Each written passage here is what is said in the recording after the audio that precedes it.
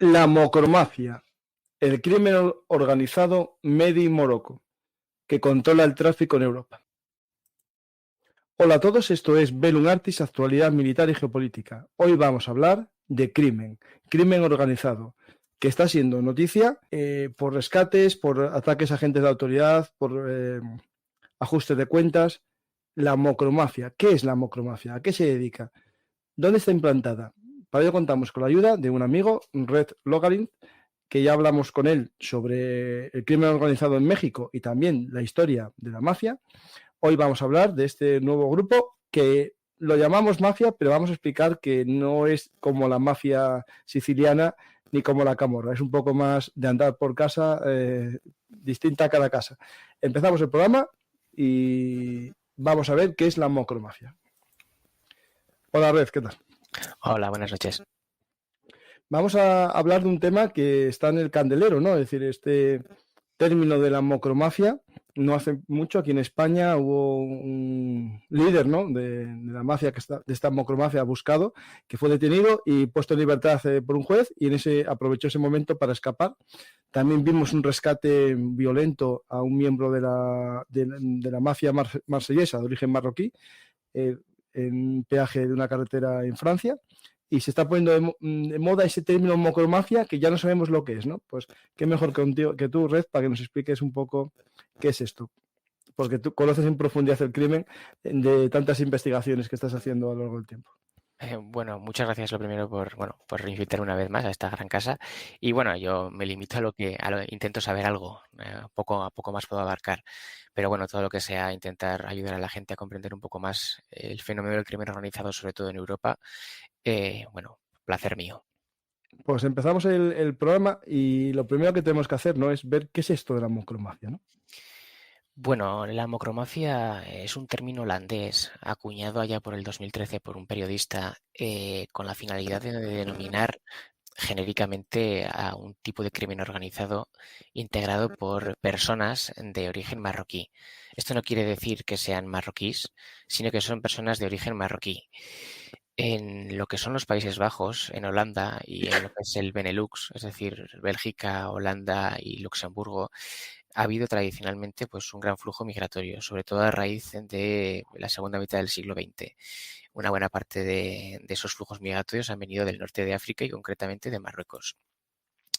Por razones que no vienen al caso y que había que preguntárselas a los integrantes de ciertas comunidades, pues hay personas que la palabra integración no va con ellas. No.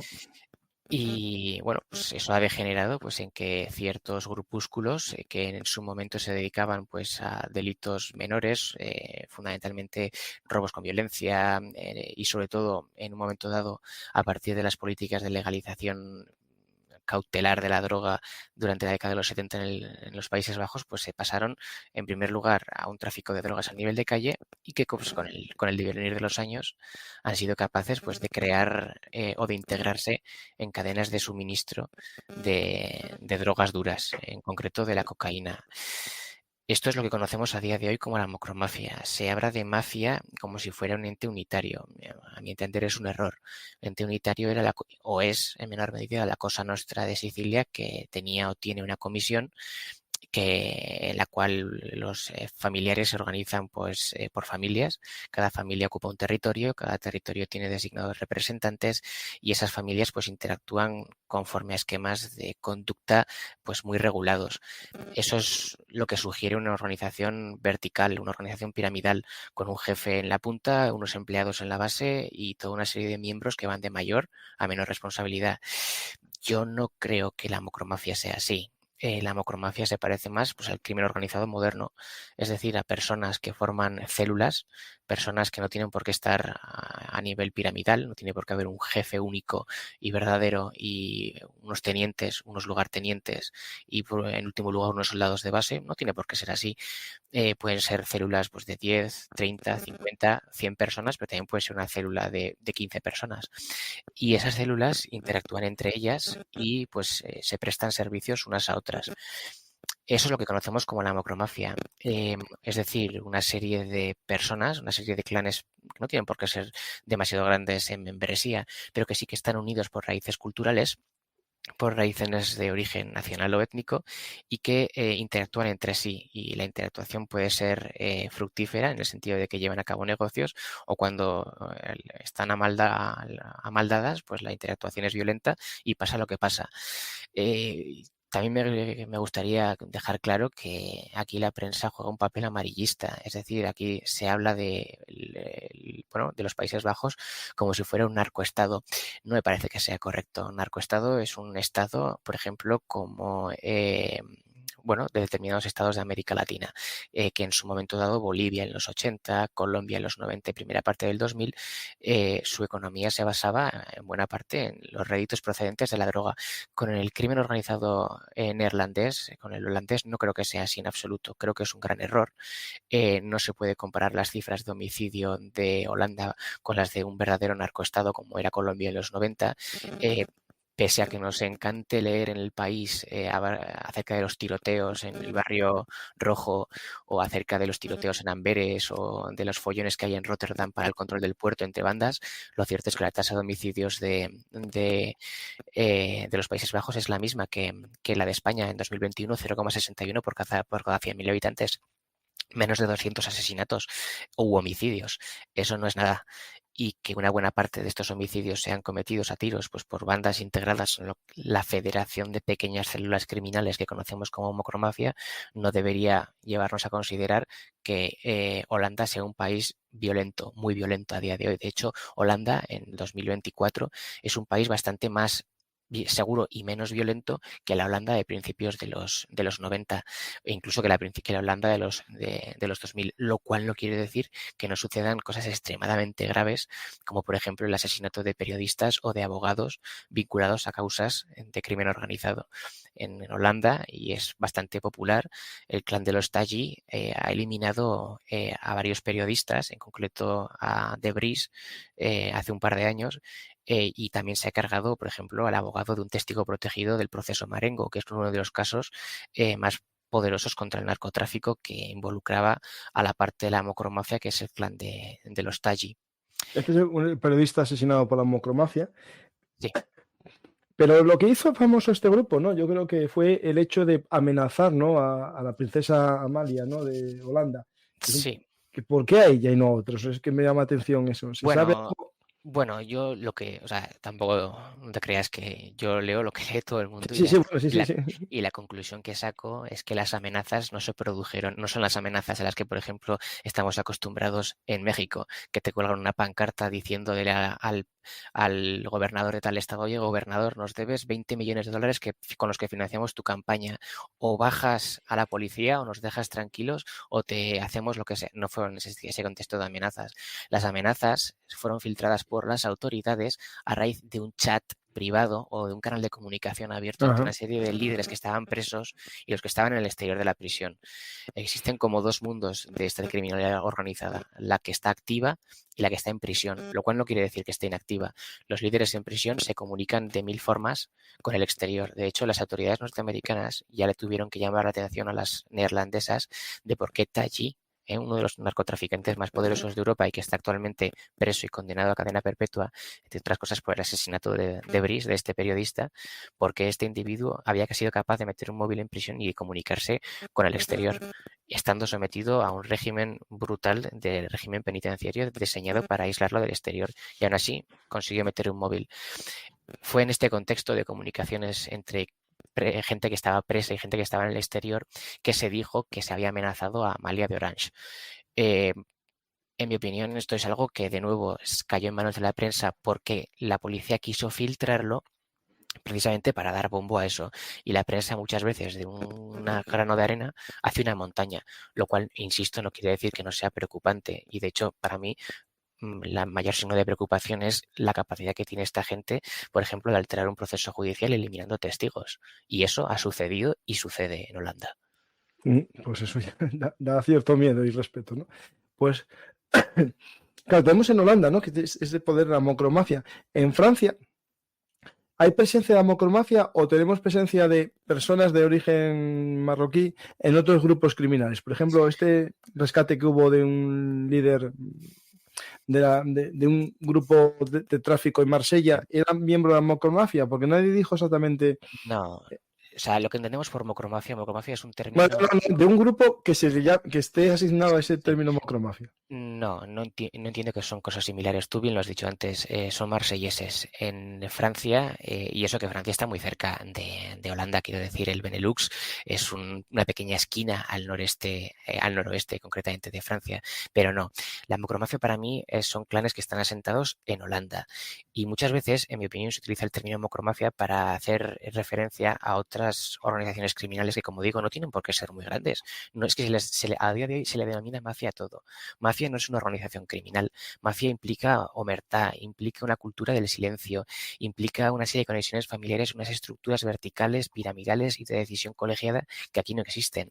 La criminalidad organizada europea, excepto la del este, que sí que es mafia propiamente dicha, no es mafia. Son células u organizaciones o grupos criminales más o menos desarrollados, más o menos peligrosos, más o menos numerosos, pero no son mafias. Por ejemplo, este individuo que fue liberado en el peaje fue en Évreux, en Normandía, pues integraba un clan pues, que tiene conexiones en París y que tiene conexiones en Marsella. Y estas personas compran lo que entra por Amberes, compran lo que entra por Rotterdam, compran lo que entra por Bélgica, que Bélgica es un gran ignorado, pero el segundo mayor país con incautaciones de cocaína en Europa no es España ni Italia, es Bélgica y justo por detrás de Holanda. En el caso de estos franceses es una criminalidad organizada también muy violenta, con un acceso sobre todo a un mercado de armas de fuego del que podríamos hablar luego brutal, porque en Francia hay bastante acceso a armas de fuego de tipo militar. Y esto es gente, insisto, o sea, para el que quiera reducirlo esto al tema xenófobo, no es gente que sea inmigrante en absoluto, es gente que es francesa, es gente que es holandesa, es gente que tiene pasaporte y nacionalidad del país donde delinque, pero la cultura que integran y la cultura que profesan no es la propia del país en el que delinquen. Son ciudadanos de segunda, tercera generación. Por ejemplo, Ridouane Taghi, el campo de la macromafia que ordenó asesinar a Debris, nació en Marruecos, pero con creo que 5 añitos se vino a vivir allá por los 80 a Países Bajos y ha crecido aquí. Es decir, es gente que es de aquí, de toda la vida, pero que integra unas estructuras criminales que tienen un indudable componente étnico, en el sentido de que si tú no eres de Marruecos, concretamente la región del Rif, tú no vas a entrar allí porque no vas a tener acceso a determinadas estructuras. Y esto es aplicable, en mi opinión, a lo que sucede con el crimen organizado de ese tipo en Holanda, lo que denominaríamos macromafia, y los clanes marselleses, que ya son cosa del pasado y que han sido sustituidos pues, por clanes étnicos marselleses, nigerianos, parisinos, que son ciudadanos franceses de un determinado origen étnico, pero que son franceses. Sí, sí. Pues vamos a empezar a ver un poco a qué se dedican, ¿no? Porque claro, suena rifeño y parece que se dedican al Valle de Ketama, ¿no? A esa sustancia, pero estos van a otros más, digamos, no digo que no hagan también eso, ¿no? Sino que centran sobre todo en la sustancia blanca, ¿no? Sí, en el caso de la macromafia es así, o sea, lo que, bueno, Ámsterdam y toda esa zona es conocida pues por las políticas liberaloides de consumo libre de determinados tipos de droga, digámoslo así, blanda. En Holanda es ilegal el consumo de drogas y la tenencia de drogas.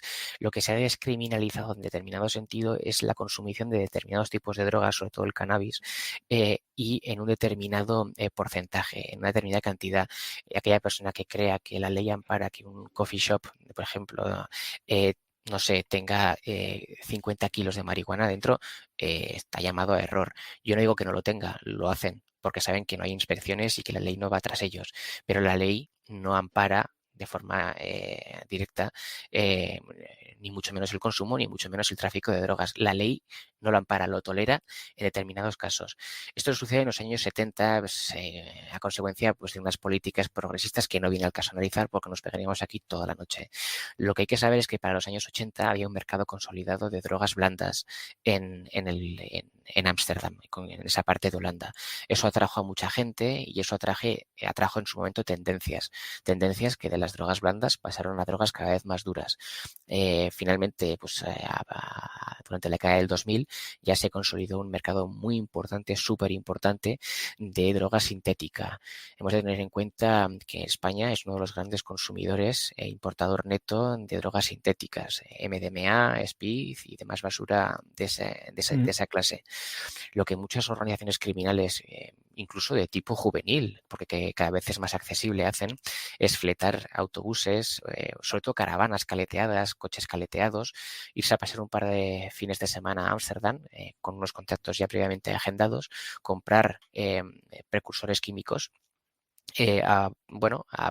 no en el mercado ilegal, en un mercado alegal, puesto que es fácil adquirirlos en Holanda y luego venirse abajo a la península y cocinarlos en cocinas. Hace un par de días oí que en Donosti y en Pamplona, pues eso ha detonado una operación en la que se han intervenido casi 500 kilos, casi media tonelada, pues de MDMA y de speed. Todo procedente de Holanda, todo hecho con materiales manufacturados en Holanda. Este mercado de las drogas sintéticas estuvo en su momento controlado pues, por organizaciones de Europa del Este, sobre todo polacos y checos en menor medida. Pero claro, lo que conocemos como mocromafia, aunque orbitaba en torno a este mundo de las drogas, puesto que el crimen organizado y las drogas son sinónimos, es cierto que no llegó a penetrar en un momento dado en los orígenes de este mercado, lo ha hecho a posteriori. De hecho, lo hizo a través de una droga blanda, que es el hachís. Esta gente, muchos de ellos proceden o tienen raíces familiares en el Rif, son rifeños, y aunque no sean rifeños, pertenecen a clanes familiares de Marruecos, que son los verdaderos dueños de la industria del cannabis. Hemos de tener en cuenta que Europa tiene un gran problema y España, por la situación que ocupa geoestratégica, tiene un problema aún más gordo, si cabe, y ese problema es Marruecos. Yo voy a intentar mantenerme políticamente neutral Que y voy a no se intentar, va a ganar, vamos a intentarlo. efectivamente, yo no voy a hablar de ningún tipo de organismo político ni de partido político porque no me interesa y no creo que venga al caso y solo va a embarrar.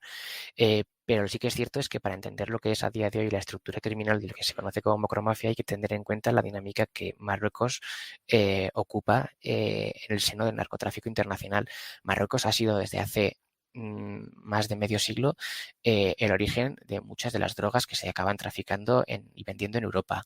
Es cierto que no son drogas en principio malignas para la salud, bueno, todas son malignas, pero entiéndeme, no son drogas duras, se trata sobre todo del cannabis, Bueno, eso pero comienzo.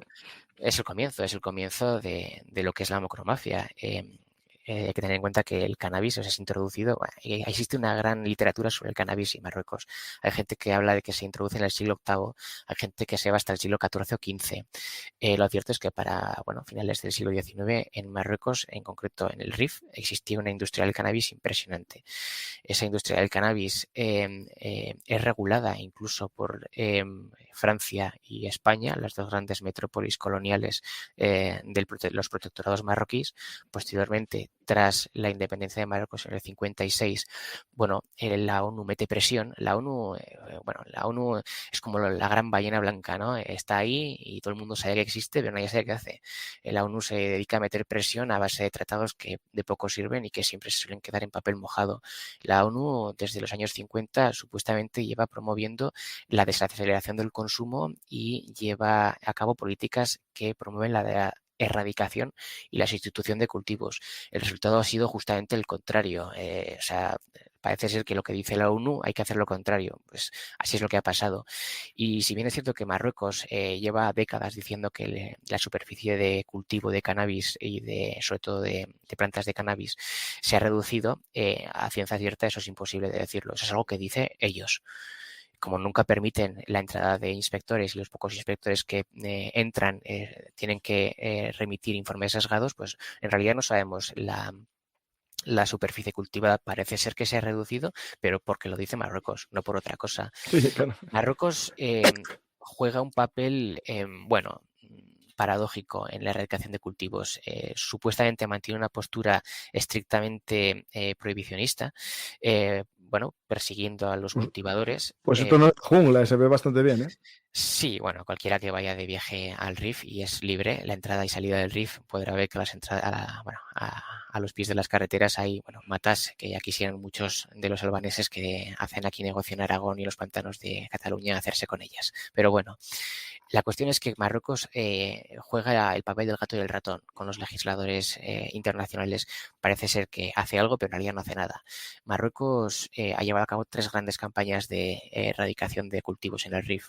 La primera, 3 años después de la independencia, en el 59, cuando aún era Mohamed V el rey, y envió como dirigente de la operación que llevó a cabo el ejército, la Fuerza Armada marroquí, a Hassan II, el que después fue padre del actual Mohamed VI. Hassan II llevó a cabo una represión a la que era muy dado, por cierto, y mató a 8.000 personas en el Rif en el 59.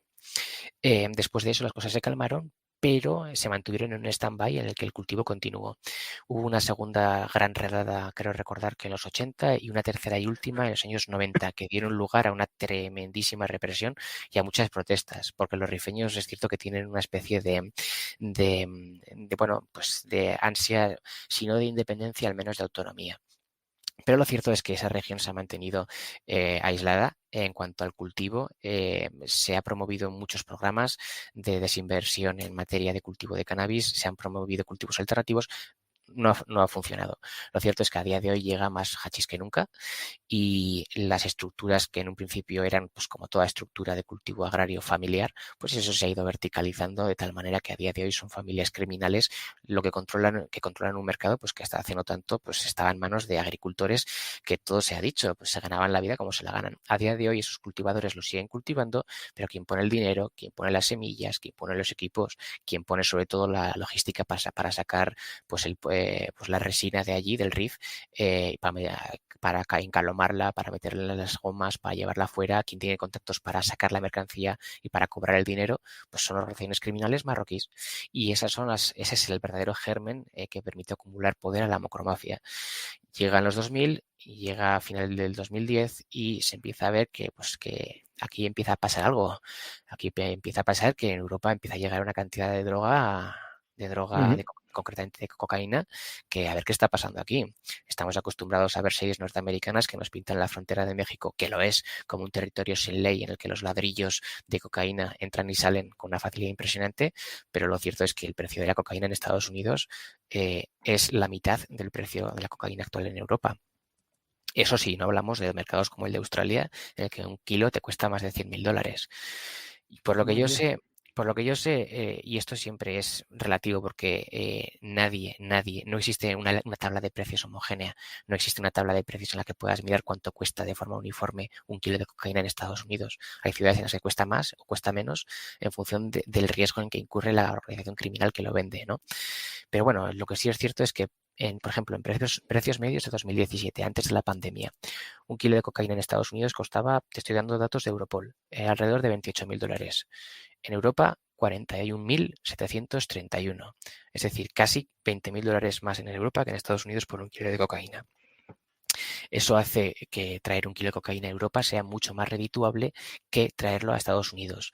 Si tenemos en cuenta que entre Europa y América Latina, que es de donde procede toda la cocaína, solo se interpone un océano y una frontera marítima y no toda una serie de países completamente desestabilizados, en el que las organizaciones criminales se dan literalmente de palos por hacerse con el control de las rutas de tráfico, como sucede en América Latina, y además no tienes que entrar en unas aduanas tan vigiladas como las estadounidenses, pues tenemos la conclusión de que si las organizaciones criminales saben cómo salvar el mayor obstáculo que separa Europa de América Latina, es decir, el Océano Atlántico, pues tienen prácticamente la puerta abierta, máxime teniendo en cuenta el régimen de circulación de mercancías que se vincula a la Unión Europea. Hemos de recordar que el antecedente de la Unión Europea, que es la Comunidad Económica Europea, del que España forma parte desde 1986, si por algo se caracteriza es por dos cosas. Una, ausencia de aranceles entre los miembros y dos, ausencia de controles Sí, sí. fronterizos para Una vez bienes. que entres por la puerta principal, ya lo demás ya Efectivamente, no sé si es un sabrás loft, de... esto es un loft. Bueno, es uno de los de hecho es uno de los pilares fundacionales de la Unión Europea. Sí, sí, sí, el espacio común económico, sí. Sí, eso es algo que va de la mano a la Unión Europea. Pero bueno, la Unión Europea se creó para eso. Hemos de tener en cuenta que la Unión Europea se crea con la Comunidad Económica del Carbón y del Acero, la Comunidad Europea del Carbón y del Acero, la CECA, en los años 50, para que las grandes empresas europeas pues pudieran ahorrarse aranceles y pudieran recortarse costes. Esto tiene sus pros y tiene sus contras. Es cierto que las mercancías son más baratas, o eso es lo que nos dicen, pero lo cierto es que tú puedes meter un coche, lo que quieres, o en un coche o en un camión en Algeciras y conducir hasta Polonia y nadie te va a parar, a no ser que tengas mala suerte y en un control de carreteras o aleatorio te paren, pero nadie te va a parar en la frontera si todo va como tiene que ir. Bueno, pues eso son facilidades, querámoslo o no. Si hay mercancías lícitas, también las va a haber ilícitas. Y si tú favoreces en todos los sentidos la circulación de mercancías lícitas, pues también favoreces la circulación de mercancías ilícitas. Bueno, el resultado es que, como te digo, llega un momento en el que los grandes puertos europeos, en concreto, hay que tener en cuenta que España también aquí juega un papel fundamental. El tercer mayor puerto por mercancías bueno, el tercero o el cuarto, mejor dicho, el cuarto, no es ni Gioia Tauro ni nada, es Valencia. Valencia es uno de los grandes destinos para la cocaína y creo que recordar que después de los puertos de Rotterdam y Amberes en los Países Bajos, Valencia es el mayor puerto con captaciones de cocaína más allá del famosísimo puerto de Gioia Tauro en el Mediterráneo que supuestamente está en manos de clanes de la Ndrangheta. Hemos de tener en cuenta que Valencia y en menor medida Barcelona juega un papel fundamental. Algeciras también está cobrando un papel importante. En cuestión de cantidad, creo recordar que estaban primero Rotterdam, después Amberes. He leído informes en los que Valencia está situada como tercer e incluso cuarto puerto de importación de cocaína en Europa. Hay, por ejemplo, este gráfico que muestras, que es de un informe de Inside Crime.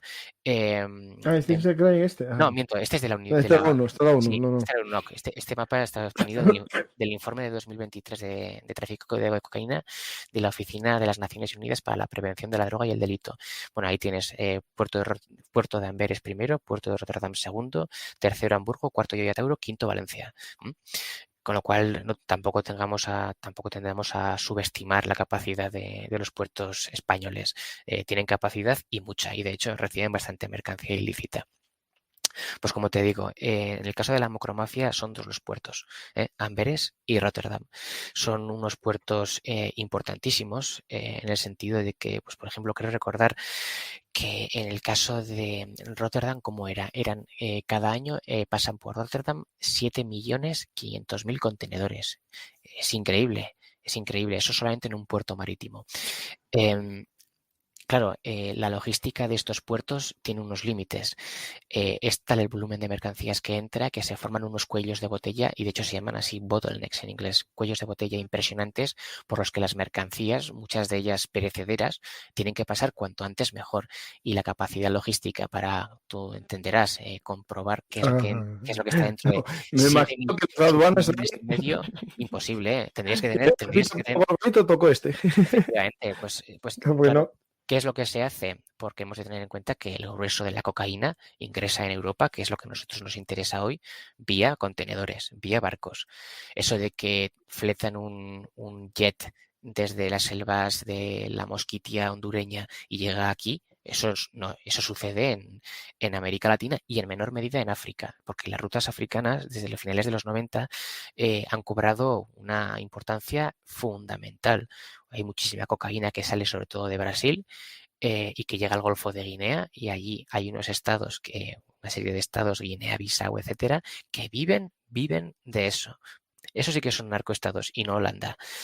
Y esa droga posteriormente atraviesa el Sáhara en convoyes y cruza el Mediterráneo. Mucha de ella sale por Marruecos y entra en España a través de gomas. Pero bueno, en lo que a nosotros nos interesa, que son los puertos, el volumen, y te doy el ejemplo significativo del puerto de Rotterdam, son 7.500.000 contenedores. Claro, ¿cómo se registran? Bueno, pues se utilizan políticas de prevención de riesgo. ¿Cómo se hace esto? Pues se detectan patrones de riesgo. No es lo mismo un contenedor que viene a Rotterdam, digámoslo así, desde Alemania, desde el puerto de Hamburgo, que un contenedor que viene directamente, por ejemplo, de Ecuador, de un puerto de Ecuador. No es lo mismo. Existen muchas más posibilidades de que el contenedor, como se le denomina contaminado, ¿no? El contenedor con mercancía, sea el que viene de Ecuador. Pues entonces se intenta parar el de Ecuador. Claro, el problema es que cada día de Ecuador pues te vendrán pues, decenas de miles de contenedores y no puedes con todos. ¿Qué se hace? Bueno, pues intentamos llevar a cabo a ver quién es el que ha mandado, quién es el que ha llevado a cabo el envío del contenedor. Y aquí nos metemos en los problemas de pues el derecho comercial internacional, el derecho internacional privado. El comercio marítimo se lleva a cabo a través de una serie de operaciones de comercio internacional extremadamente complejas. No es fácil entender cómo funciona. Por lo general intervienen empresas privadas que llevan a cabo funciones de mediación entre el importador y el exportador. Por lo general, este broker es el que pone en contacto a unos y a otros y se encarga del papeleo. El problema es determinar quién es este broker, quién es el importador, quién es el exportador. Máxime cuando se ha puesto muy de moda la contaminación de contenedores que llevan mercancía lícita. Es decir, Claro, claro. tú eres una empresa que quiere traer mercancía de Ecuador, por ejemplo, bananas, que son muy comunes. Tú quieres traer y ese contenedor son, por ejemplo, 5 toneladas de banano que vienen en un contenedor y tú eres una empresa lícita en Rotterdam que quiere importarlo.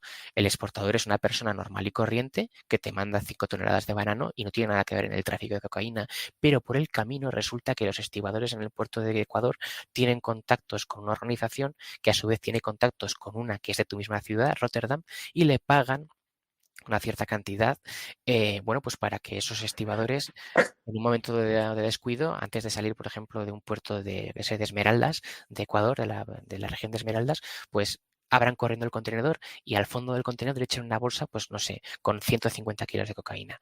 Ujú.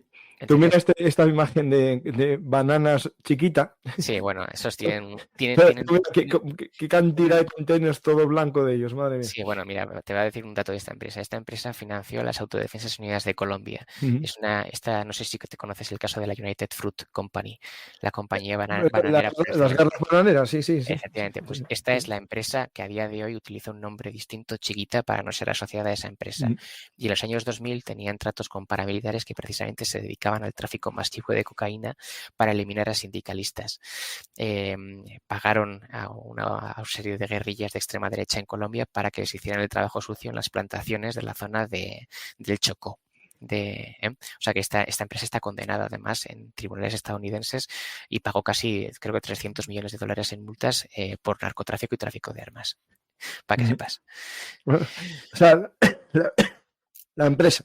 La empresa como tal, esos saben algo de lo que llevaban los contenedores. Pero bueno, volviendo al tema, es el tráfico marítimo el que ha desempeñado un papel preponderante últimamente. Y aquí pues, es por eso por lo que las organizaciones que nosotros conocemos como macromafia, debido al hecho que operan en ciudades tradicionalmente que viven de la economía marítima, de la economía mercante, de las navieras mercantes, es por eso que se encontraron en una situación óptima. ¿Quién mejor ellos, que ya tenían una estructura montada, pues para operar de esta forma? Y aquí todo se junta. El problema es que a día de hoy, en pleno 2024, parece mentira con los medios que existen, pero lo cierto es que a día de hoy se produce más cocaína que nunca en la historia. Se produce a día de hoy más cocaína que cuando no existían ni siquiera formas de prevención del tráfico masivo de cocaína, incluso del blanqueo de capitales ligado a este delito. Hablo de los años 80, de los años 90, de los grandes carteles colombianos, de los regímenes militares del narcotráfico en Perú, de Vladimiro Montesinos, de los regímenes militares de Bolivia que vivían y se dedicaban y su economía dependía del tráfico de cocaína. Ni siquiera en aquellos tiempos se producía tanta droga como a día de hoy produce, y con droga me refiero a cocaína. Y sin embargo nos encontramos con que la cantidad de hectáreas cultivadas no es tanta como la de aquella época. ¿Cómo puede ser que cultivándose menos superficies se produzca más cantidad de droga? Porque está menos pura. No, ¿qué va? Al ¿No? contrario, al contrario. Es porque se ha conseguido métodos alternativos de producción de hoja de coca que producen Ah, bueno, una más cantidad productividad. brutal. Vale, vale, vale, vale, vale. Efectivamente, menos superficie, pero mayor productividad. Lo que antes necesitabas 5 hectáreas, ahora necesitas pues 1 hectárea. Y me estoy echando un triple porque son necesarias más de 1 hectárea para conseguir cocaína. Pero bueno, lo que quiero decir es que las organizaciones criminales a día de hoy han invertido tanto dinero en este tipo de tráfico que han logrado diseñar métodos que hacen que el tráfico de cocaína, aun cuando está súper reprimido, está muy perseguido, muy investigado, muy limitado geográficamente, aun cuando se encuentra con esas barreras, hacen que sea extremadamente redituable. Y ahí lo dejo caer. La producción de cocaína a día de hoy es brutal, es brutal. El 60% aproximadamente se produce, 60-65 en Colombia. Una mayor parte también se produce en Perú y una mínima parte en Bolivia. Hay a día de hoy experimentos de tráfico de cultivo de hoja de coca que se decía siempre que solo crecía en los Andes a una determinada altura. Mentira. Ya existen pruebas contrastadas de que existen cultivos de hoja de coca en las selvas de Honduras, de Guatemala y de México. Con lo cual, que se olvide ya el que diga que solo se produce cocaína en Colombia, en Perú y en Bolivia, porque es mentira.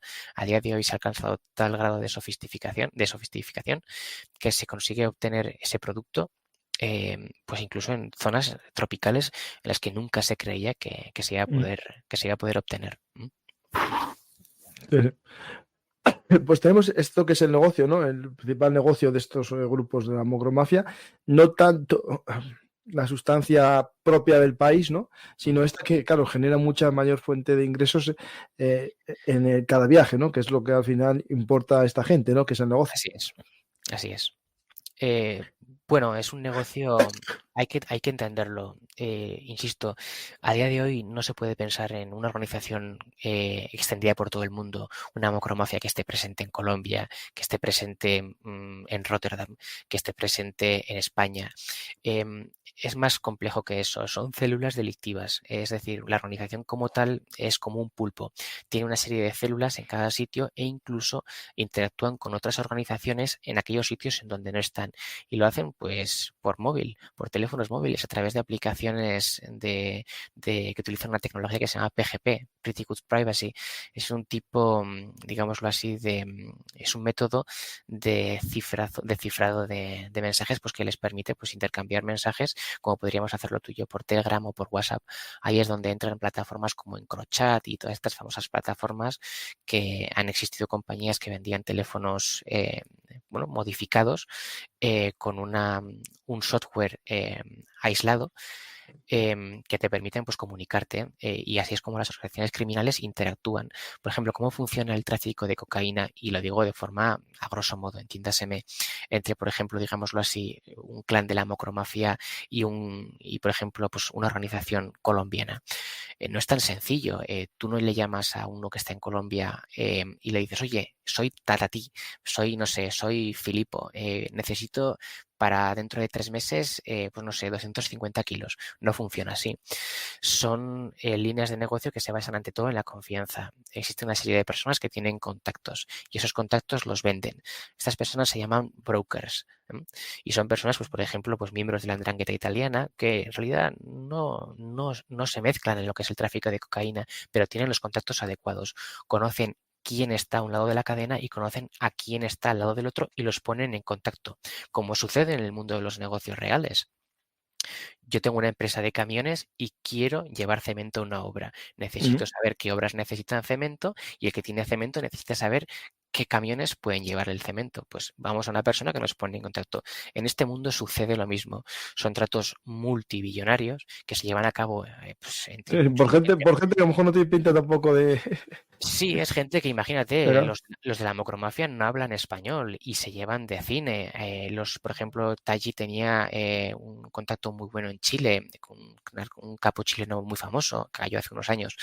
Es gente que en realidad no tiene nada en común, son culturas completamente distintas, pero que se confían unos en el otro y de hecho pues envían emisarios que se quedan pues se quedan como seguro.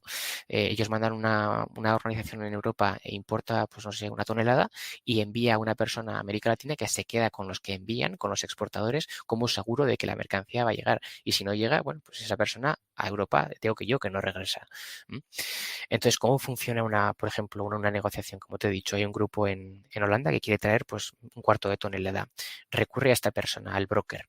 El broker lo pone en contacto con un productor en Colombia. El productor no tiene pues 2.000 hectáreas en la selva, pues digámoslo así, por ejemplo, en la zona fronteriza entre Perú y Ecuador, en el Putumayo, no tiene allí 2.000 hectáreas de cocaína en absoluto.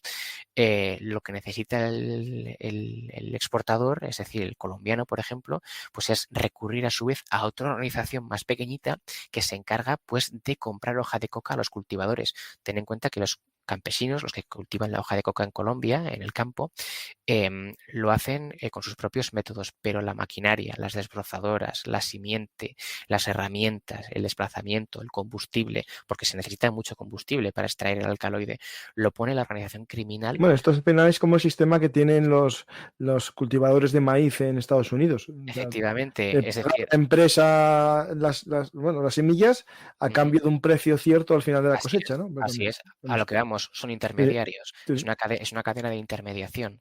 Entonces, recorriéndola a la inversa, la organización que consigue la hoja de coca extrae el alcaloide y le pasa al exportador colombiano al que ha recurrido el holandés la pasta base.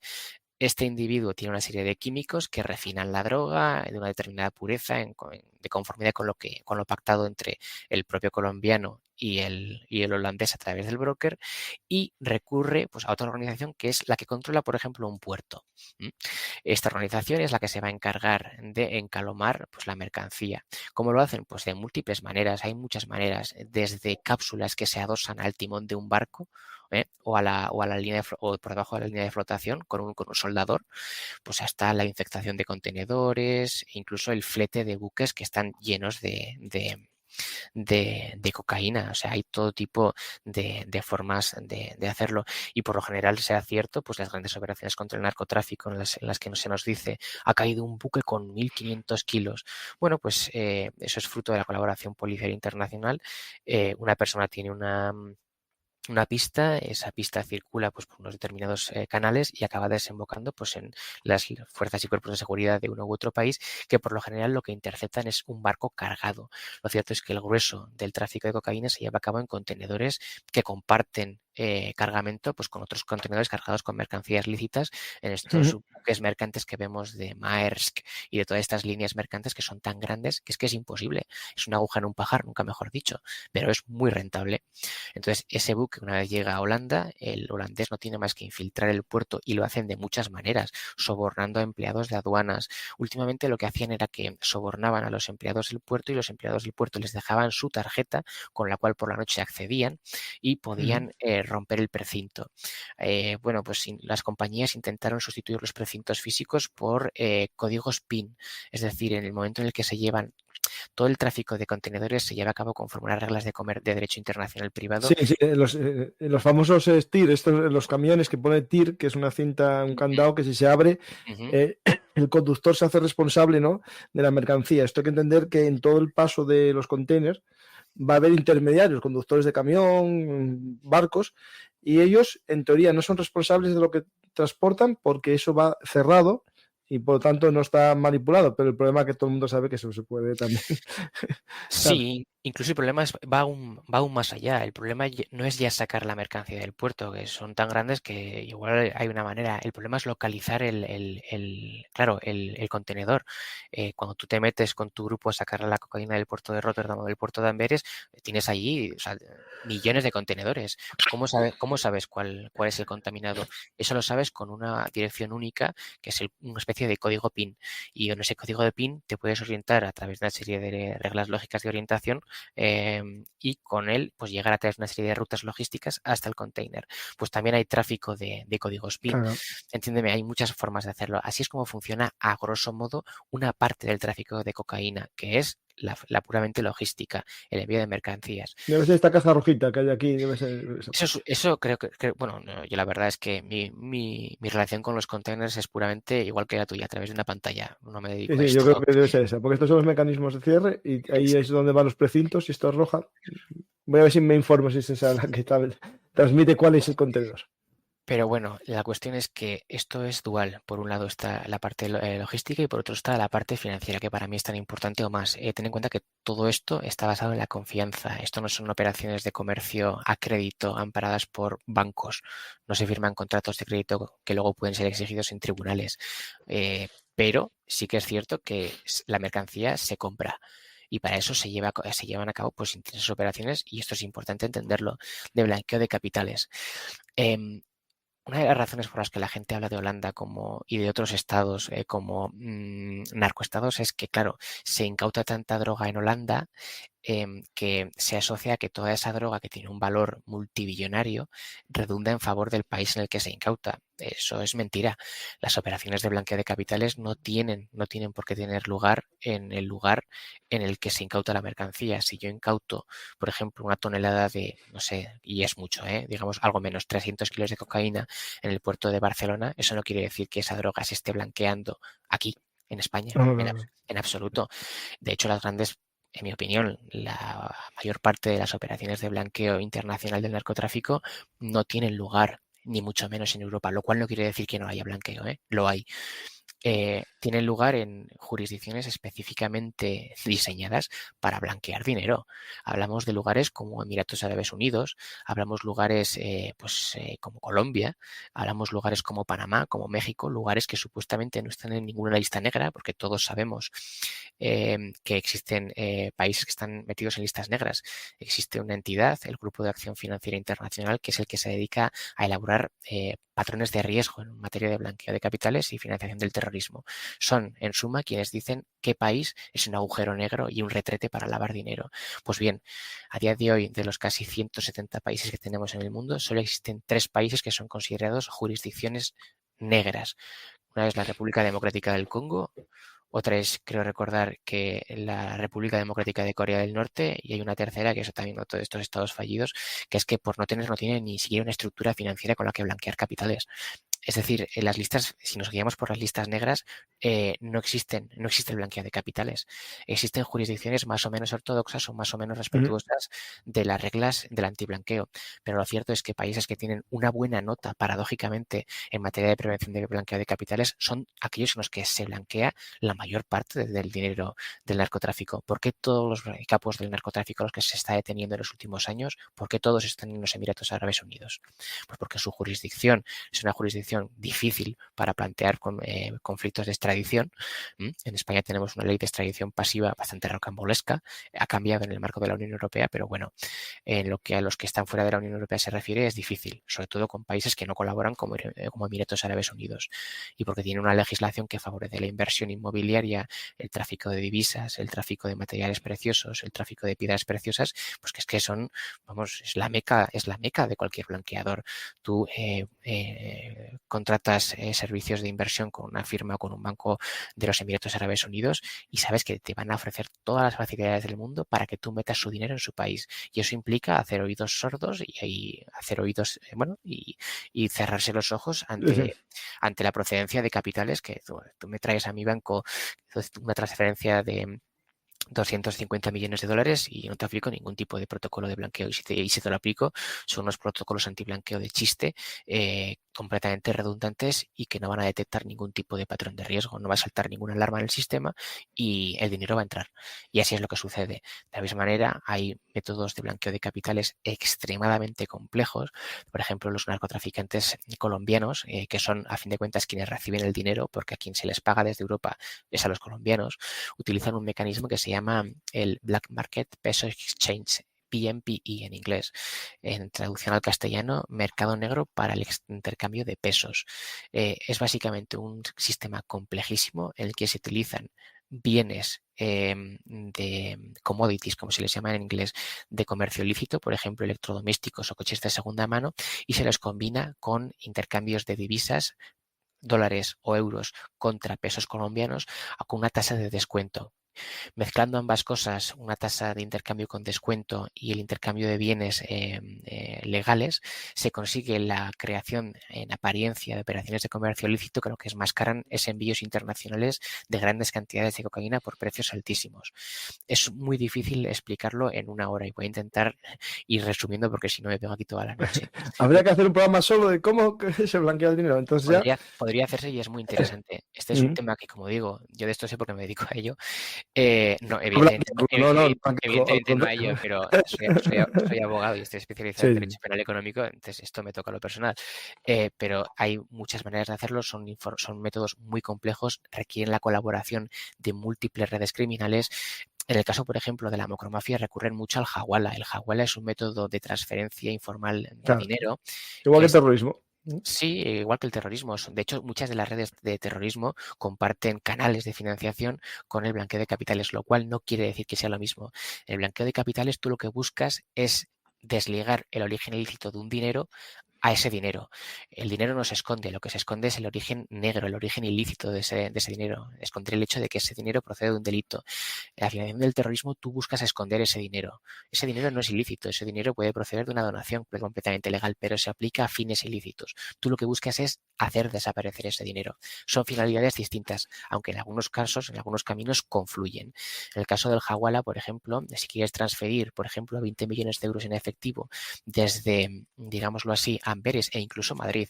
En España hay bastantes, ¿eh? Hay alrededor de 100, 150 jaguaradares, muchos de ellos en Zaragoza, en Madrid, en Cataluña también hay bastantes. Pues si quieres transferir, por ejemplo, 20 millones de euros en efectivo desde España a Pakistán, puedes hacerlo. Si conoces a las personas adecuadas, puedes hacerlo. Perderás un poco de dinero, que es la comisión que se lleva el tío que te hace la transferencia, pero lo puedes hacer y eso no implica ningún tipo de transferencia electrónica. Tú simplemente le entregas el dinero en mano y él, utilizando mecanismos de compensación y luego de mil maneras llevando el dinero físicamente, y es su problema, a Pakistán, inmediatamente te facilita un código y con ese código tú vas a Pakistán, se lo muestras a un contacto y ese dinero te vuelve a tus manos, ¿entiendes? Sin haber pasado por ningún tipo de entidad financiera. Son bancos en la sombra, bancos informales, por supuesto exentos de toda regulación, aunque en algunas jurisdicciones de Oriente Medio es un mercado semilegal, está semi reconocido por lo importante que es para el envío de remesas por inmigrantes, y utilizando este tipo de caminos, pues es como se blanquea el dinero, pero insisto, son operaciones de blanqueo de capitales que tienen lugar a nivel internacional. Es una estupidez decir que Holanda es un narcoestado, porque aunque hay operaciones de blanqueo de capitales muy importantes, por ejemplo, ING, el famoso ING Direct, el banco de la gente, que tiene el color naranja, que es el color clásico de los Países Bajos, pues se le cayó el pelo hace unos años. La Comisión Europea le puso una multa multimillonaria porque había relajado sus patrones de antiblanqueo tanto que es que se estaban llevando a cabo operaciones de blanqueo de capitales precisamente de importadores holandeses de cocaína a plena luz del día y le cayó un multón, una de las mayores multas de la Comisión Europea por, creo que era de la Comisión Europea, o si no era de la Comisión Europea, del propio Ejecutivo Antiblanqueo de Holanda. Creo que fue Claro, la después al final claro, van generando nuevos sistemas de evitar el blanqueo, ¿no? Ahora sí, te piden sí, muchas cosas en el banco que antiguamente no pedían. sí, pero bueno, conociendo conociendo el mercado y conociendo la determinada gente correcta, esos controles existen para ti y para mí. Cuando Bueno, vamos no, no, claro, tú puedes a, generar esto. no, o Pasa, sea, mira, Red, conozco un caso de una persona que le suplantaron la identidad y, y generaron muchas cosas con su nombre, ¿no? Pues sí. eso se hace mucho en esas mafias Sí, criminales. bueno, fíjate, yo he llevado casos de organizaciones criminales. Nos tocó defender a gente que vivía en la calle o a inmigrantes Eso, que justo. ceden sus datos para obtener una tarjeta de crédito asociada a una cuenta bancaria con la que realizar transferencias. Y a cambio de quedarse con un poquito del dinero que pasa por su cuenta, pues caen en manos de redes criminales que organizan, pues, que crean esta cuenta a su nombre, pues para canalizar dinero, para llevar a cabo estafas telefónicas. En este caso era un caso de falsificación de tarjetas SIM, de cloneo de Sí, sí. clonación de tarjetas SIM. Pero bueno, eran gente que vivía en la calle o gente que acababa de llegar de Honduras, de Venezuela, que no tenía un duro, hablando en plata, y que pues a cambio de percibir un poquito de lo que pasaba por su cuenta, pues dan sus datos y ellos no controlan lo que pasaba en su cuenta, ellos únicamente son, bueno, dueños nominales. Pues esto es una manera, hay mil maneras de hacerlo. Pues se podría hablar, te podría contar un montón de cosas de mecanismos de compensación. Es algo de lo que controlo bastante. Claro, todo esto luego hay que judicializarse. Y lo que pasa siempre es que en estas operaciones sobre todo de tráfico de drogas a gran escala, ¿a quién se coge? Se coge a quien transporta la mercancía, que jamás es la persona que Ah, está al no, final de la claro. cadena y jamás es la persona que controla el dinero. Se encuentra la droga, pero no se encuentra el dinero y el dinero se paga. Créeme que las drogas, aunque se incauten, se pagan. ¿Cómo se hace esto? Pues de mil maneras y la mayoría de las veces no es en la jurisdicción en la cual las drogas se incautan.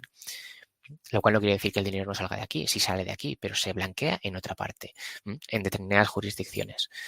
E insisto, España últimamente, en mi opinión, lo está haciendo bastante mal. Lo está haciendo bastante mal. Hay pocas sentencias porque es que se persigue y no hay, bueno, no es que no se persigue porque no hay capacidad para perseguirse. ¿Entiendes? Claro.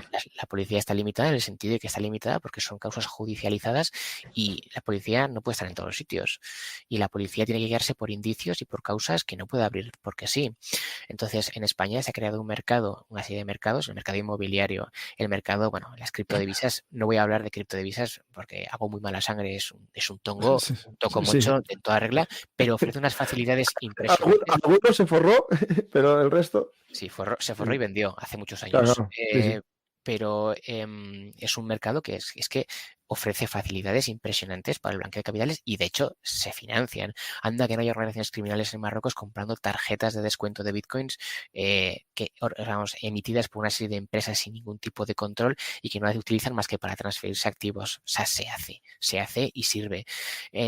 A lo que quiero decirte es, Francisco, que las operaciones de blanqueo ligadas al narcotráfico internacional no tienen por qué llevarse a cabo en Europa. Y las que se llevan a cabo en Europa son tratadas con, en mi opinión, de una forma de ignorancia deliberada. Hemos de tener en cuenta que en Europa existen jurisdicciones que existen para blanquear dinero. Se dice que son jurisdicciones, ¿cómo se les denomina?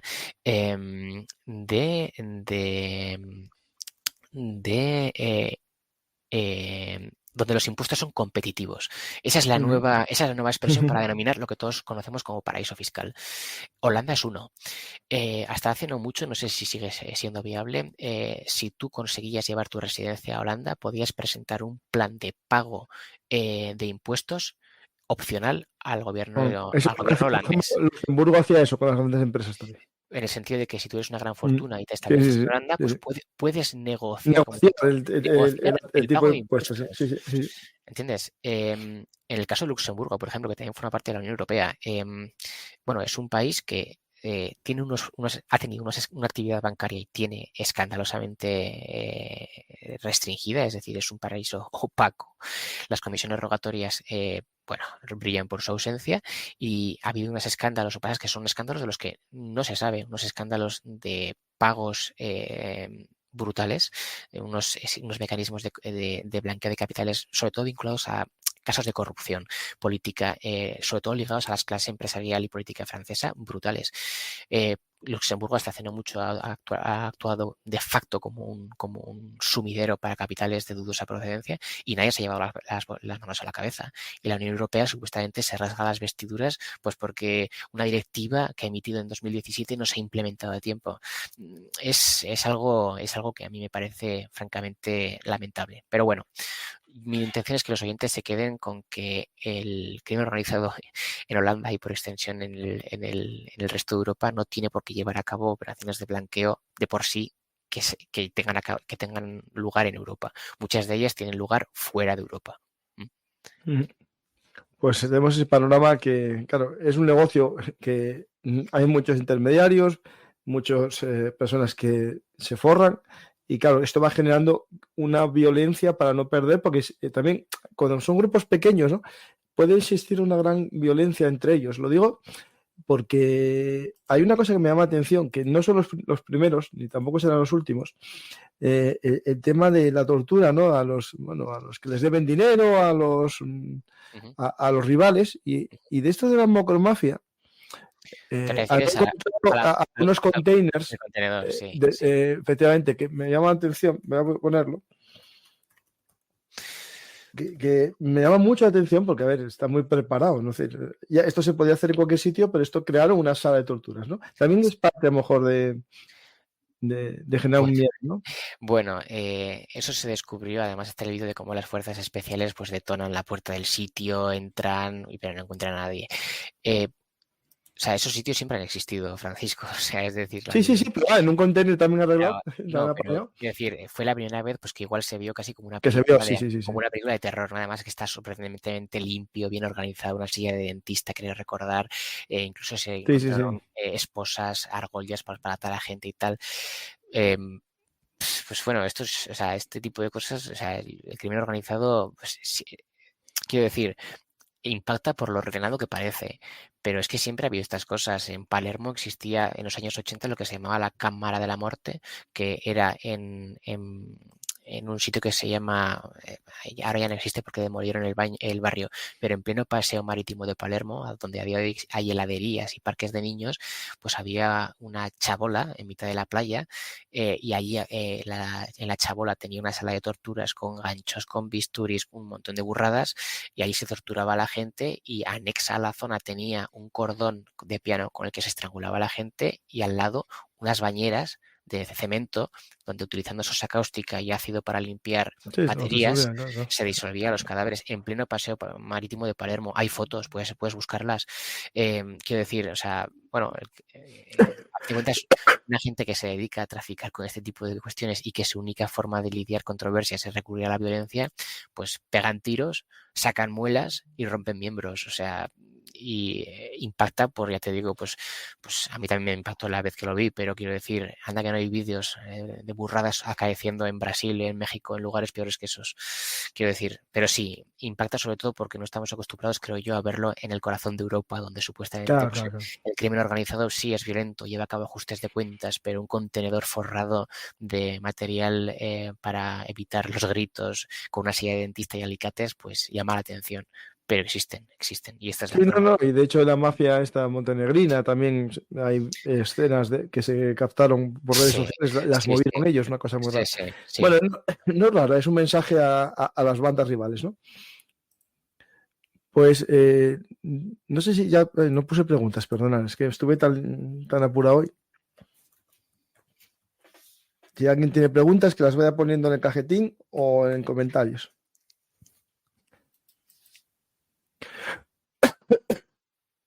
Pues Red, más o menos comentaste todos los puntos que queríamos tratar, ¿no?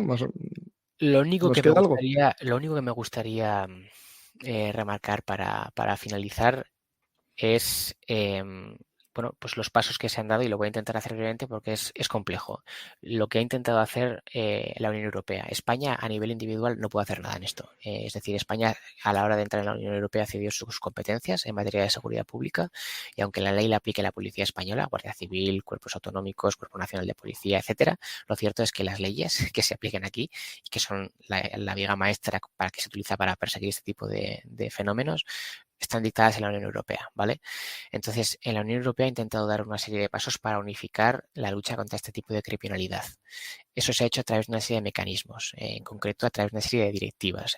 La Unión Europea, sabes, que emite una serie de leyes Ujú. que se adoptan distintas Sí, formas, sí. reglamentos, Reglamento, directiva o directivas. recomendación. Muy bien visto, muy bien visto. Ya ve que estás saltando. Claro, la carrera de Efectivamente. Derecho para algo me sirvió. Pues sí, muy bien. Y sobre todo las directivas se traducen a posteriori en leyes.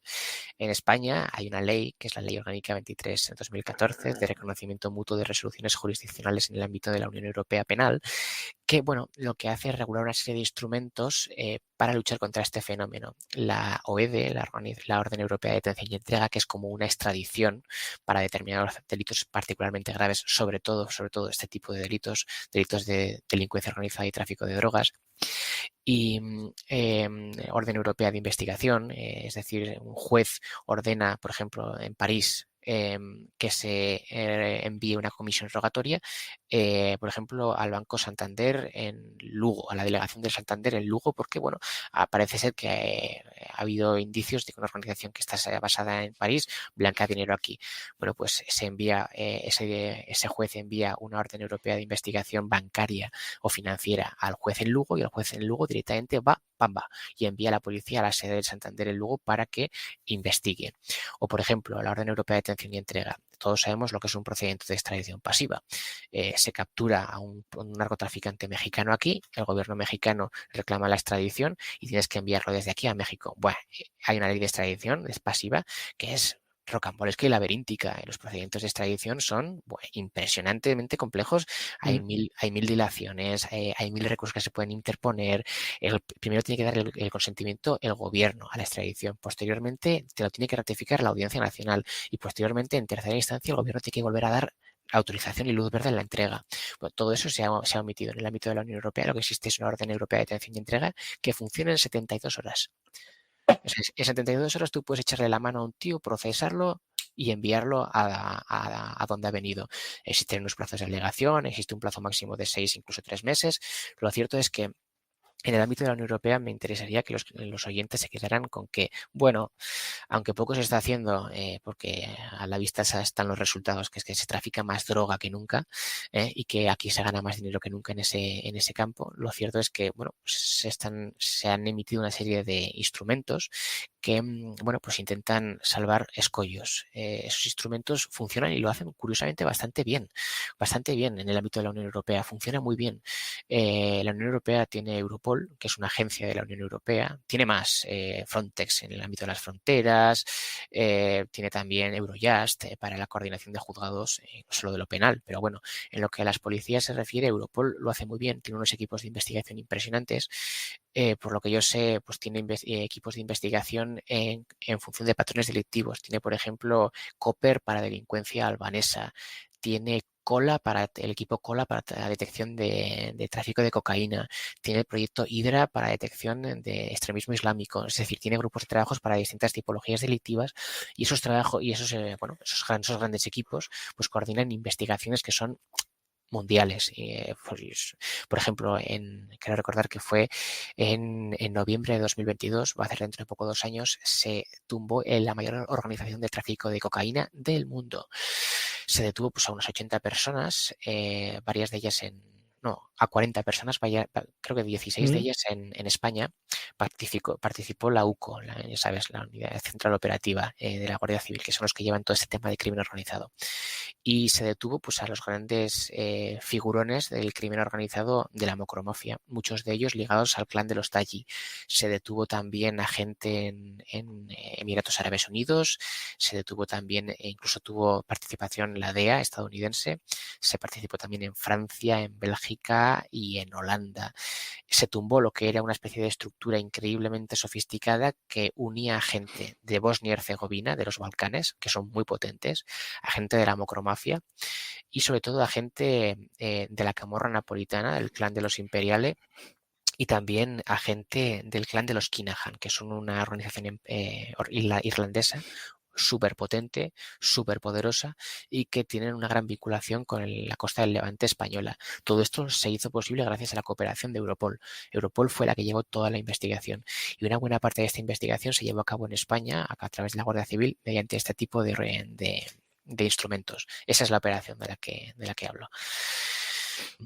Eh, son instrumentos que lo que buscan es sobre todo garantizar rapidez para la detección, rapidez para la captura y sobre todo rapidez para la entrega, porque todas estas personas, una vez capturadas y extraditadas, han de ser juzgadas y eso es un procedimiento muy lento. Por ejemplo, el proceso Marengo, que es el proceso contra el clan de los Taggi de la macromafia, se ha demorado 7 años. Es un juicio que tarda 7 años en llegar a la conclusión. Ahora está habiendo un juicio impresionante, ya terminó, creo recordar, contra la Ndrangheta, ha durado casi un año. O sea, son procesos increíblemente largos que requieren una actividad probatoria impresionante y eso solo se consigue con una instrucción en el ámbito policial, bueno, pues que funcione como un reloj suizo.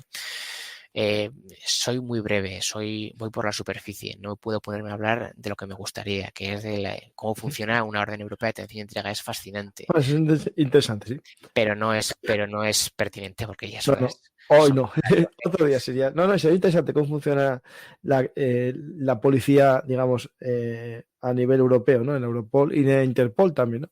Pues, a ver si hago una pregunta, es que tengo un catarazo yo. adelante. Si tenéis alguna pregunta y si no, como queráis. Sí, sí. No sé si se ha salido ya. ¿Hasta qué punto la monarquía, la agüita, podría estar involucrada? Aquí no me metas en berenjenales, por favor. Te lo diré yo y intentaré ser conciso, sincero y discreto. La monarquía la agüita lo tolera y lo tolera porque es un régimen que democrático no tiene nada, es un régimen pseudomilitar y como todo régimen pseudomilitar, los militares están contentos mientras ganen dinero y la única forma que tienen determinados militares y determinadas personas vinculadas al estamento de la seguridad y de la política, que vienen a ser lo mismo en ese país, están vinculadas a las estructuras del narcotráfico. Hablo sobre todo de mandos altos del ejército y de mandos altos, y esto es importante, de la policía. Los policías marroquíes están plenamente integrados en una cadena que va desde el cultivo y la extracción de resina hasta el envío de remesas, no solo de drogas, sino de personas. el hecho de que el rey no perciba dinero, el rey alauita, Mohamed VI, no perciba dinero del narcotráfico directamente, no quiere decir que no se beneficie del mismo, puesto que todo el estamento político marroquí trabaja en su favor. Eso es lo que tengo que decir. Pues hasta ahí podemos leer. También le sirve también un poco, claro, en estas zonas más deprimidas, el hecho de que exista este negocio también es una forma de evitar conflictos, ¿no? Porque, Bueno, claro, absolutamente, absolutamente. Mientras les dejes hacer en el RIF, claro, no se centrará en lo que, en demandas políticas que no vienen a cuento. Justo. Frontex amenazó en enero en irse de España porque se resiste a firmar el plan operativo propuesto para la Agencia Europea de Fronteras para 2024. ¿Te suena? Sí, bueno, mira, la cuestión es que es lo de siempre. Frontex es una agencia que nace con las manos atadas, en el sentido de que su finalidad es, entre otras cosas, controlar los flujos migratorios en las fronteras. Frontex tiene una serie de... Es curioso porque Frontex se nutre de las fuerzas y cuerpos de seguridad de los miembros de la Unión Europea. Hay creo recordar que 3 categorías de empleados en Frontex, empleados a sueldo permanente, empleados en tareas concretas y empleados de tercera categoría que son para, pues para intercambio de información, etcétera. El problema de Frontex es que la Unión Europea dista mucho de tener una seguridad fronteriza. Frontex nace con la finalidad de controlar unas fronteras que de por sí están abiertas. Es decir, sí. Incluso Frontex nace y se nutre de unas fuerzas y cuerpos de seguridad que pertenecen a Estados miembros con políticas migratorias completamente disímiles. La política migratoria española no tiene nada que ver con la política migratoria de un país como, por ejemplo, Rumanía, Polonia, Alemania, en el sentido de que las políticas nacionales son completamente disímiles y de que España es un país puerta abierta para determinado tipo de personas.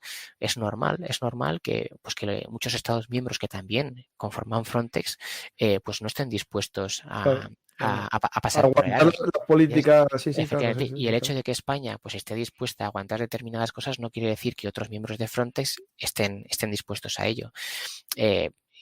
Eso es otra de las inconvenientes de la integración de marcos de seguridad común y de marcos de cooperación política común. No todos están de acuerdo. Podemos pensar que eso es bueno o malo. Lo cierto es que, es un reflejo de que la Unión Europea está integrada de forma plural, para bien o para mal. Claro, lo lógico, Red, es que esta policía de frontera, ¿no? Fuese casi policía de la Unión Europea, no policía de cada país. Porque al final es como si decimos, esta casa, las ventanas son de la comunidad de vecinos, ¿no? Pero tú te encargas de...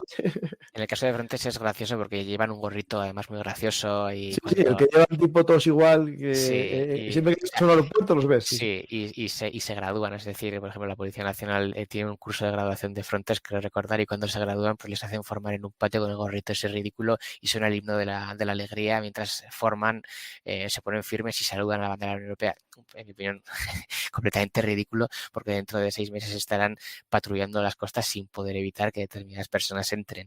Es decir, o sea, en mi opinión es una agencia que nació con una finalidad de fachada, de careta a la galería y sin ningún tipo de... Mira, eso es la Escuela Nacional de Policía de Ávila. Sí. Y después tienen este gorro, que es el que llevan en los aeropuertos, que es el que identifica que es policía de aduanas, ese encuentro. Sí, pero bueno, muchas de estas personas, como están en intercambio de misiones, prácticamente, muchas veces Frontex moviliza ante crisis migratorias a cuerpos policiales in situ para operaciones específicas y llevan las insignias de Frontex en un uniforme que es el de la policía a la que verdaderamente pertenecen, ¿sabes? O sea, no sé, en mi opinión, este es un tema... No, este gorrito, que es parecido, es el que es el específico de aduanas. Es para que en teoría todo el mundo sepa cuando llega al aeropuerto a quién tiene que preguntar, como si no valiese el uniforme de cada país. Sí, bueno, no sé, como yo te decía, Francisco, el Frontex es una agencia que en mi opinión nace muerta. Esa es mi opinión sobre Frontex. No, claro, si no hay una política común y una aplicación común o una aplicación real de las políticas comunes, claro que al final es una risión, ¿no? Así es. Hay unas preguntas aquí interesantes, es si existe, por ejemplo, gente que invierta en fondos de inversión criminales. Explico un poco la idea. Es decir, yo tengo mucho dinero y digo yo, en vez de invertir en un fondo que invierte en renta fija, variable y eco-friendly, me voy a un sitio que le doy 1 millón y ellos lo trafican, lo trapuchean y me dan después 1.200.000. Lo que existen, sí, sí. La respuesta rápida a eso es sí. Ahora bien, me dices, ¿existe un mercado como tal organizado en el que existe una oficina en el que tú vas y inviertes tu dinero? No. Funciona todo en función de conexiones personales. Tienes que conocer a la gente adecuada y esa gente tiene que confiar en ti.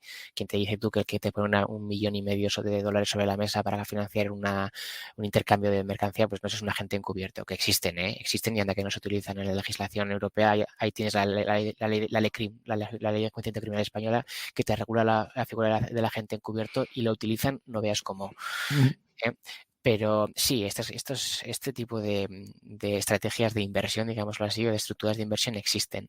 Y ahora bien, existen de forma limitada y vinculada a determinadas operaciones. Es decir, muchas veces lo que hace la gente que lleva a cabo las operaciones es pedir dinero a préstamo a otras organizaciones, a gente a quien conozcan. De lo que yo no sé es de gente, por ejemplo, que se dedique, tenga un negocio legal y, por ejemplo, decida invertir o tenga unas rentas ociosas, digámoslo así, y decida invertir porque sí. No. Lo que sucede es gente que vive en un determinado ámbito, en determinados estratos, que se mueve por unos determinados canales y que tiene dinero y quiere sacarle rédito y lo invierte en una operación de narcotráfico. Sí, sí, por supuesto, eso existe. Pero como tal, un sitio en el que la gente como tú y como yo normal vaya con un dinero en efectivo, no, Yo eso con no. ese tipo de gente no tengo contacto. Sí, pero las operaciones de narcotráfico se nutren, sí, de préstamos, por supuesto. Y de Sí, hecho, claro. muchas de las ajustes de cuentas no es porque algo haya salido mal, es porque un préstamo no se ha pagado, no se ha devuelto. Sí. Esto sucede. Hay un coste o un costo del blanqueo de dinero, es decir, más o menos, yo tengo aquí 100 millones, gasto Sí, 5 y me quedan 95 sí, limpios, o sí. 90. Sí, lo hay. Es muy difícil blanquear. Se puede hacer, ¿eh? Pero es muy difícil blanquear dinero y ganar dinero en el proceso. Pero eso es un costo asociado a la operación. Es decir, el que quiere blanquear dinero sabe que no va a quedarse con. Si yo tengo 100 millones. Y insisto, las operaciones de blanqueo de dinero no tienen por qué ser de sumas astronómicas. Tú puedes blanquear 50.000 euros. Bueno, pues siempre se perderá algo por el camino, pues por ejemplo, pues en costes, por ejemplo, en concepto, pues por ejemplo, pues de costes asociados a transacciones bancarias, comisiones, incluso la contratación de profesionales que no tienen por qué saber que están blanqueando, aunque si son sujetos obligados conforme establece la legislación. Hay una ley antiblanqueo, la ley 10/2010 en España, que dice quién está obligado a tener formación antiblanqueo y quién tiene que mirar con muchos ojos y tocar con pinzas determinados tipos de dinero.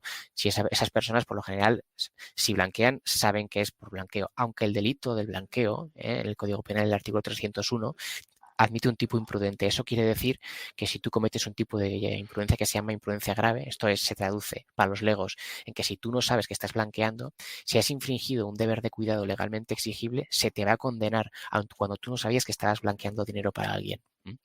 Entonces, volviendo al tema, sí, por lo general se pierde dinero blanqueando. Es difícil blanquear y ganar beneficios, pero por lo general al que blanquea dinero no le importa perder dinero en el proceso, lo que le importa es tener suficiente dinero al final del proceso. Insisto, todo se trata de transformar dinero ilícito en dinero lícito. Y las condenas por blanqueo, es curioso y paradójico, la mayoría en nuestro país no son por el delito de tráfico de drogas. Creo que es el artículo 368. Puede ser el delito de tráfico de drogas, ya no me acuerdo. No, no, Em, yo penal no es lo muy fuerte. no, Yo pero soy yo, más de yo, laboral. yo, yo en su momento, o sea, yo me lo tengo que saber porque aún no estoy Sí, sí, sí, activo, sí, sí, pero sí. bueno, Pero yo, bueno, son la verdad tantos. que lo estudié y dije yo esto no me gusta. Y la mayoría de las condenas por delito de blanqueo en España son por delitos vinculados mira, si es el 368, ya sabía yo. Pues, Son por delitos vinculados a la hacienda pública. Por delitos contra la hacienda pública. Hace nada, bueno, la sentencia contra Mario Conde, por ejemplo, implica una trama que incluye organización criminal de blanqueo de capitales, una trama de película, con sociedades offshore, en sociedades en Estados Unidos, en Suiza, bueno, y eso son operaciones de blanqueo de capitales. Y el señor Mario Conde, bueno, yo no voy a decir nada porque es un caso judicializado, pero bueno, a lo que voy es que de lo que le acusaba la fiscalía al señor Mario Conde era de blanquear una serie de dinero que había sacado de Banesto antes de la quiebra de la entidad. Y, por supuesto, lo que el Ministerio Fiscal decía es que Mario Conde había sacado una determinada cantidad de capital, lo había blanqueado, lo había invertido en fincas. Y, por supuesto, en el proceso, bueno, pues perdió dinero en concepto de comisiones, en concepto de contratación de abogados. Eso es lo que decía la Fiscalía, ¿vale? Luego lo que dijo el tribunal fue la verdad judicializada, pero lo que le acusaba a la Fiscalía era de eso. Está, por ejemplo, el auto de acusación, muy interesante, en el CENDOG, en el Centro de Documentación Judicial, para quien lo quiera, lo tiene disponible, y ahí ves cómo es una operación de blanqueo de verdad, con la contratación de despachos de abogados, con la intermediación de entidades bancarias. Todo eso tiene un coste asociado que se sufraga bueno, a coste o con gasto al presupuesto de la operación de blanqueo. Y eso es lo que se pierde por el camino. Pero bueno, por lo general, que blanquea dinero, insisto, no le importa pagar a un abogado para que se Claro, lo claro, blanquee. claro. Lo que le importa es tener dinero. Es como el que por algo pierde dinero en alguna cosa y va a un abogado y le dice, mira, llevo de comisión el 10%. Sí, Y dice sí, otro, así es. voy a perder X. No, es que no tienes nada. Así es, así es. Ya Bueno, está y luego, solucionado. y luego está el tema de que los que se dedican a blanquear de forma regular, los blanqueadores profesionales, porque como todo esto, aquí hay clases de blanqueadores. Hay No, gente que claro. hay gente que blanquea, por ejemplo, puedes blanquear dinero a través de un banco y el banco no, o sea, te blanquea el dinero y tal, pero entiéndeme, el banco te lo blanquea porque el banco en realidad actúa como una máquina de recepción y de envío de moneda. El banco tampoco tiene una finalidad criminal, no tiene una intención criminal. Puede ser que haya fallado el control de blanqueo del banco. Sí, sí, sí, sí. Bueno, pues en todo caso será un delito imprudente, etcétera, pero el banco de por sí no. Ahora bien, hay personas y entidades bancarias y tal, aquí no, pero en jurisdicciones no ortodoxas sí, que se dedican a eso en exclusiva y esos, Sí, sí, sí. y esos van a comisión. Una operación de blanqueo tiene una determinada comisión. Claro, y cogen dinero de una persona a la que llaman X y Sí, con una clave J, y así si me es, llaman por el así es. dinero, me dices Bueno, nombre y clave y te doy el dinero. así es, lo enmascaran en operaciones de comercio legítimo, pero a fin de Mm. cuentas están blanqueando dinero y sí que lo hacen por una comisión, no lo hacen gratis, evidentemente. Sí, Sí, sí. sí, sí. Hay una pregunta aquí que me hace José Ignacio Montero, que es amigo, y viene muchas veces aquí a hablar de delincuencia en América. Adelante. Pero es que es un poco... Bueno, a ver, quería preguntar, ¿hasta qué punto estos grupos criminales han penetrado en las instituciones policiales de justicia y política? Me refiero especialmente a países como España, Italia, Holanda. Bueno, A ver los hay y se a ver los detienen. hilos. Sí, es decir, bueno, eso ya es un problema de las unidades de asuntos internos. Claro, justo esto. Sí. Y yo, gracias a Dios, no formo parte de ningún cuerpo policial, Dios me libre. Soy abogado, entonces poco tengo que decir de la corrupción policial en este país y en Europa. Ahora bien, a ver, hayla. Y Sí, es sí. un tema, y es grave. Y se declaro, creo que tienen un grave problema, sobre todo en el sur de España. Claro, donde hay gente que te pague bien, siempre habrá Sí, alguno que acepte. el problema es que muchas veces lo que se interpreta como corrupción no dejan de ser errores policiales y judiciales. Es decir, lo que se enjuicia en un juicio se enjuicia en base a una investigación previa, en fase de instrucción. El juez es el que comanda la investigación, el Ministerio Fiscal echa una mano, pero es la policía la que investiga. Y en base a eso existe un juez de instrucción que toma todo eso y hace un papelón que se llama, bueno, pues el sumario, en el caso del procedimiento ordinario, y ahí recoge todos los elementos de investigación de la policía. Ese sumario de instrucción se formula posteriormente en nota de acusación y en base a eso el juez enjuiciador, el que lleva el martillo en Estados Unidos, aunque aquí no lleva martillo, el juez que dicta sentencia es el que enjuicia y dice si pasó o no pasó lo que dice la policía y el juez de instrucción. ¿Cuál es el problema? El problema es que la policía se equivoca y se equivocan bastante y la cagan bastante como toda persona, porque son seres humanos y no son máquinas. Existen plazos procesales, existe preclusión procesal, existen pruebas ilegales. Existe una teoría que se llama teoría del árbol envenenado, que quiere decir que como una sola prueba se haya conseguido de forma ilícita, te contamina todas las pruebas Claro, y sí. todas las pruebas obtenidas a base de una prueba ilegal devienen ilícitas. Ejemplo, caso Rafael Amargo, cantautor y bailaor, como queramos llamarlo, hace 2 semanas. Estaba acusado de llevar a cabo una operación de tráfico de drogas. Absuelto. ¿Por qué? Porque las escuchas telefónicas que llevó a cabo la policía, entre otras personas a su mujer, estaban hechas ilegalmente. Esto no quiere decir que le pusieran un micrófono ilegalmente, no. Esto quiere decir que lo hicieron en base a unos requisitos que no están apreciados por la legalidad, no eran legales y como esa era la prueba de cargo del caso, pues hubo que declararlo inocente. Rafael Amargo, por traficar droga, es inocente de traficar droga. ¿Por qué? ¿Por qué? Porque la sentencia ha razonado que una de las pruebas en las que se basaba la acusación, es decir, la interceptación policial Sí, de sí. conversaciones telefónicas, pues era ilegal, ¿entiendes? Entonces, muchas veces los casos se vienen abajo pues por fallos humanos, ¿entiendes? Por ejemplo, en la macromafia, Karim Buyakruchan huyó en abril, creo, de Marbella. Esta persona había sido detenido en enero o en febrero de este año en una mega operación policial contra la macromafia, y había sido detenido en el marco de un procedimiento que coordinaba el Juzgado de Instrucción número 1 de Marbella por delitos de blanqueo de capitales y organización criminal. A esta persona se le detiene y como tú sabes, si se te detiene y pasa a juicio, mientras se esté instruyendo el procedimiento, si existe una serie de riesgos, riesgo de Prisión fuga, cautelar, sí, sí. efectivamente, prisión provisional. Sí. Prisión provisional. Esta persona está en prisión provisional y cuando tú estás en prisión provisional, tus abogados pueden recurrir a la audiencia provincial, que es la que se encarga de lidiar con ese asunto.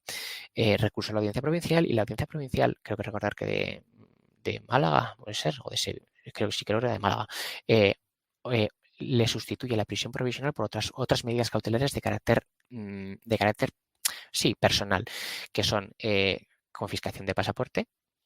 Sí. Bueno, en Como si este no hubiese caso, falsos. como si no hubiese falsos, obligación de comparecer cada 15 días en comisaría a firmar y una fianza de 50.000 euros. En este caso, que eso es una medida cautelar de carácter real.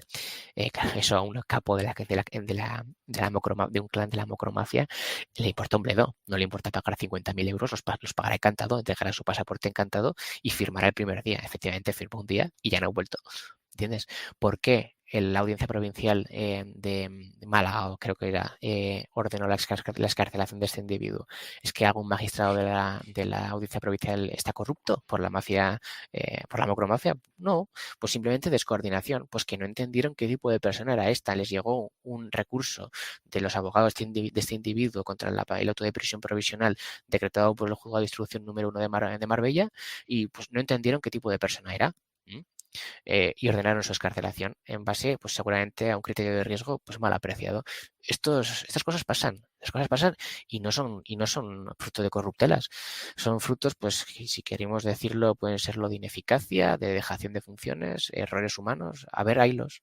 Pero cuando afectan a determinados casos, pues es realmente preocupante. Y insisto, no quiere decir en absoluto que sea fruto de la corrupción, pero sí de la descoordinación, igual de la dejación de funciones, más bien.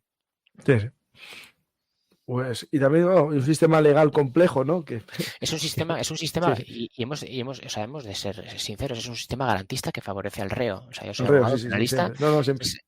No, siempre no, siempre no, quiero decir, o sea, No, garantiza el reo, pero si es si, culpable, es si nos, culpable. O sea. si nos quejamos, quejámonos de todo. O sea, si se critica eso, tienes que criticar el sistema entero. Es un sistema legal y el sistema legal, nos guste o no, es el que impera.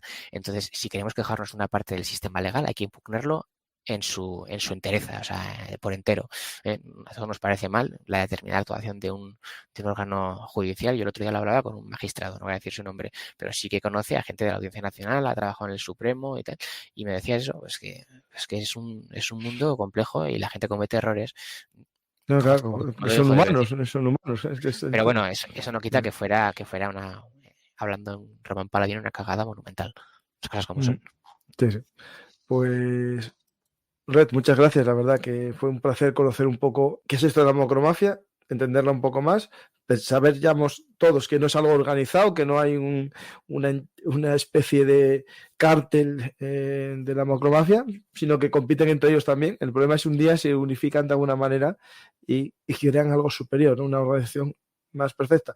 Algo que pueda que está pasando ¿es la tendencia a unificarse o una tendencia a separarse en los grupos criminales? Porque ya lo oí que en otros lugares, por ejemplo en América, se tiende un poco a esa dispersión que genera más conflicto, ¿no? Bueno, yo más que hablar de amalgama, bueno, no de un amalgamiento de entidades, yo diría que colaboran. y colaboran cuando les viene bien. Esto quiere decir que hoy pueden colaborar y mañana no. Esto no quiere decir que una estructura se entre en simbiosis con otra y formen una segunda más grande. Esto quiere decir que para determinadas operaciones, pues, por ejemplo, para una operación comercial, incluso, pues por ejemplo, para lo que comentaba antes, el que me comentabas, ¿no? ¿Piden dinero prestado? Por supuesto que piden dinero prestado y se prestan entre unos y otros y juntan dinero y entre todos ellos pues forman un pool de inversión e invierten juntos. Ese es el tipo de movimiento que existe entre las células criminales. Porque más que, lo insisto, y quiero que los oyentes se vayan con esto, no son mafias, o sea, no es una mafia piramidal Sí, donde uno está en la pirámide y otro se encarga de esto. No, o sea, todos colaboran, cada uno aporta lo que tiene. Es cierto que hay jefes, por supuesto, y hay gente encargada, hay gente de la que bueno, hay pringaos al que le mandan a operaciones que saben que le van a interceptar, seguro, pero no es una estructura vertical clásica, tradicional. No. O sea, es una célula mucho más horizontal y colaboran entre sí. Pues una igual puede vender armas automáticas, otra le compra, otro igual tiene pues 20 millones de euros y le presta a la otra, todo en base de relaciones de confianza. Estas relaciones se rompen invariablemente y entran en conflicto, a veces súper sangrientos. Grupos que antes se llevaban muy bien y pasan a llevarse mal porque compiten, bla, bla, bla, pero en realidad muchas de ellas colaboran. Mm. Hay una pregunta que se me escapó y me están preguntando varias veces. El tema de los puertos chinos, ¿no? Que en esas estadísticas parece que no había muchos puertos chinos, pero bueno, realmente el puerto chino, la gestión, vale, será de una empresa china, pero la policía del país correspondiente, en Grecia, por ejemplo, estará la policía griega actuando como tengan que actuar, ¿no? Sí. Sí, bueno, la República Popular China es para darles de comer aparte, es un mundo aparte. La región asiática funciona aparte, pero no está exenta del tráfico de cocaína. De hecho, se vio a raíz de la pandemia. Mucha de la droga que llega a Asia llega, y es curioso, en veleros particulares. Me estoy refiriendo sobre todo a Oceanía. En el caso de la República Popular China hay que tener en cuenta la política de drogas que juega allí el gobierno. Es un delito penado con la pena capital, como en muchos países de Asia, por cierto. Esto no impide que se trafiquen con drogas, pero curiosamente, China más que receptor, yo digo que es importador. Importador no ya de drogas, sobre todo de químicos. Y me estoy refiriendo a los químicos utilizados para la generación de opiáceos sintéticos. Esto, el fentanilo. Todo el fentanilo que se hace en Estados Unidos, Sí, sí. todos los precursores salen de China y de India. China ha llevado a cabo una serie de reformas legislativas, tiene una ley antiestupefacientes y lo que hace, pues es lo que hacen siempre. Van añadiendo, hay una lista negra de químicos, de sustancias químicas, y van añadiendo conforme se van generando pues nuevos químicos que van a aparecer y que se van utilizando para sintetizar fentanilo, pero no pueden, o sea, la química avanza tan rápido que continuamente se están añadiendo sustancias nuevas y nuevas y nuevas, cambian las moléculas, cambian 4 cosas, la sustancia sigue siendo la misma pero con un componente distinto, pero con la misma finalidad y la misma funcionalidad. Entonces, en cuanto al tráfico de cocaína que llega a China, para mí el problema de China no es el control. Créeme que los chinos controlarán mucho más lo que entra que lo que sale de China. Les preocupará mucho más que entren cosas que ellos no pueden controlar que salgan cosas que les da igual a dónde vayan. Y el problema con China y el mercado del narcotráfico es ese, la generación no ya de drogas, sino de precursores de drogas. Sí. Pues muchas gracias, Red. Espero que vuelvas algún día para explicarnos más temas de este crimen, ¿no? Que al final es un tema de seguridad para las naciones, porque el Estado tiene que garantizar la seguridad, ¿no? Tanto militar como policial, ¿no? Es una de las funciones inherentes al Estado, y también afecta esto a la geopolítica y a las relaciones internacionales de maneras muy de guerra híbrida, ¿no? Pues muchas gracias, Red. Si quieres decir algo como despedida. No, nada que aportar. Solamente darte las gracias por la paciencia, la verdad que aguantas buenos, y a los que se hayan mantenido oyentes también, muchas gracias, y cualquier inquietud que tengan siempre me la pueden transmitir, espero que a través de ti, y espero alguna vez volver también. Sí, esta es tu casa. Pues muchas gracias a todos los que estáis en el directo y lo que escucháis en diferido. Espero que os haya servido este programa para conocer a la macromafia, exactamente qué es la macromafia y sobre todo uno de sus principales negocios. Preguntaban antes si solo se habla de sustancias ilegales. No. Estos grupos criminales hacen de todo. Trafican con animales, trafican con personas, trafican con cualquier cosa que dé dinero, ¿no? Eso en los programas que hicimos sobre México os explicamos cómo se trafica sobre muchas cosas, ¿no? Incluso con petróleo robado, si es necesario. Pues gracias a todos, espero que os haya gustado el programa. Y si es así, ya sabéis que podéis ayudar al canal dando a me gusta, dejando un comentario y suscribiéndoos. Importante, me dicen por ahí que hay gente que está suscrita y no les llegan los avisos. Pues no sé exactamente lo que pasa. Hacer una cosa, dar a suscribir y desuscribiros. A ver si con eso empiezan a llegaros más notificaciones. Gracias a todos y hasta la próxima oportunidad aquí en Belugartis.